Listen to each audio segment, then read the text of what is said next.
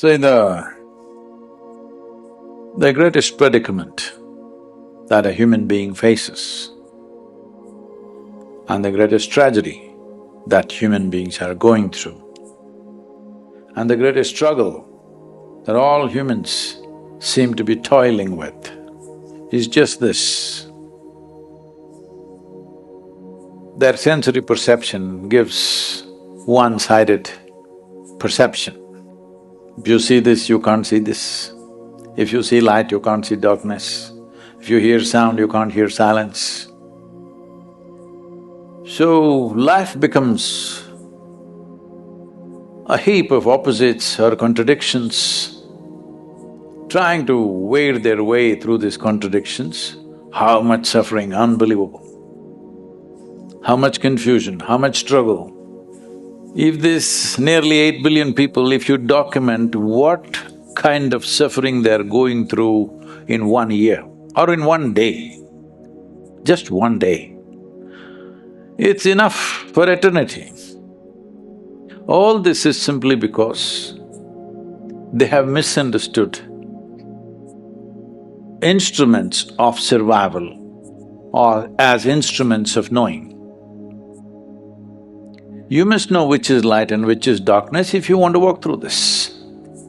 You must know which is man, which is woman if you have to operate in the world. So these differences are very one-sided.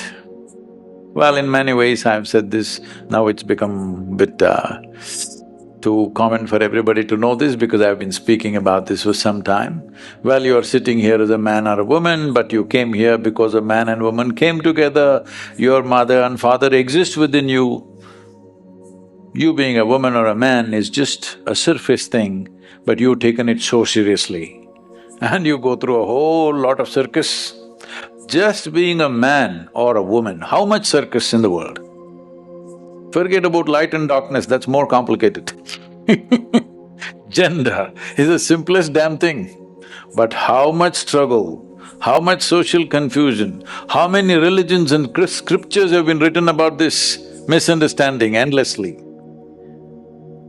This is just that because between light and darkness, you think they are two different worlds, because it looks like that. The day looks like one kind of world, this planet looks different during the day. During the night, it's a completely different world, but it is not, it's the same world.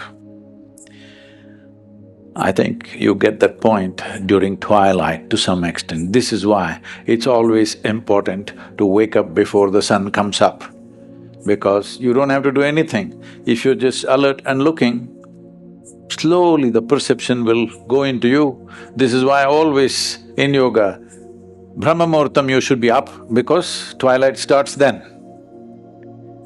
In twilight, if you're awake, you perceive that the differences that you have made out in your mind because of misperceptions of senses that you have settles within you. When that happens? When? When a man is woman, bird a flower, red is blue, life, death, twilight. When did this poem happen? When? Oh. I think this was about 2019 when I was in United States, our III, the Asia Institute of Inner Sciences, is a spectacular place nature-wise. We are yet to build. We've built some, lot more to build there.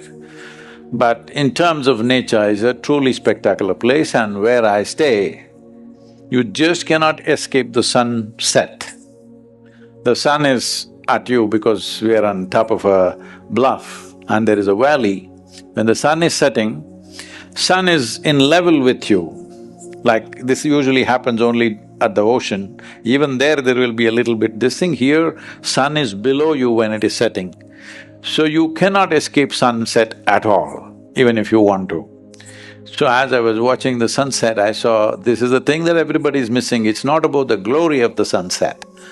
It is a clear transition where this and that is not there. There's only this and this.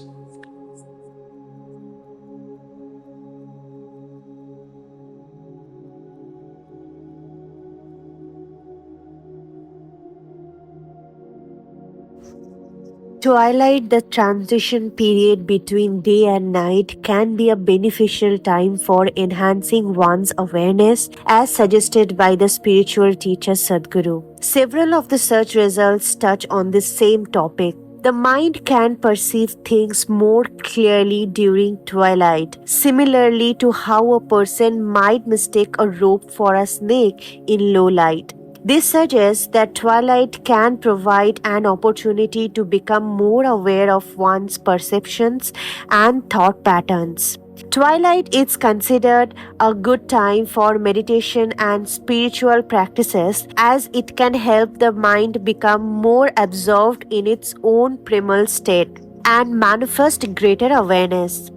During twilight, spiritual aspirations can more easily direct their attentions away from the external world and towards their inner spiritual development, enhancing their overall awareness. In summary, the search results suggest that the twilight period can be leveraged by individuals, as per Sadhguru's teaching, to heighten their awareness, clarity of perception, and focus on spiritual growth and inner exploration. So as we come to the end of this video, we would like to take a moment to leave you with something to carry forward. Sometimes the struggles we face in life feel overwhelming, like there is no clear way through. But there is always a path, one that is much simpler and closer than we might think. It's often about reconnecting with ourselves, nature, and the world around us in the simplest of ways.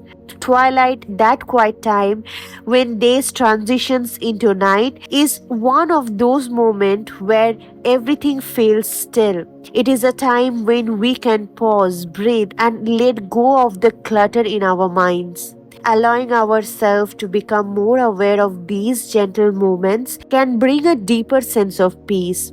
It's not about changing everything at once, but about embracing small shifts in how we perceive the world and how we react to it. So, whenever life feels a bit too noisy or overwhelming, try to find a quiet moment for yourself, whether it's during twilight or any other time that feels calming for you. Just let yourself breathe, be present, and allow that stillness to guide you. There is a quiet power in those moments, one that can bring clarity and peace in ways we may not expect it.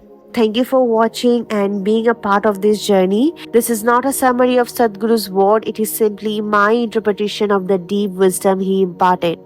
Please keep this separated and do not misunderstand. We will see you tomorrow. Until then, please take care. Namaskaram.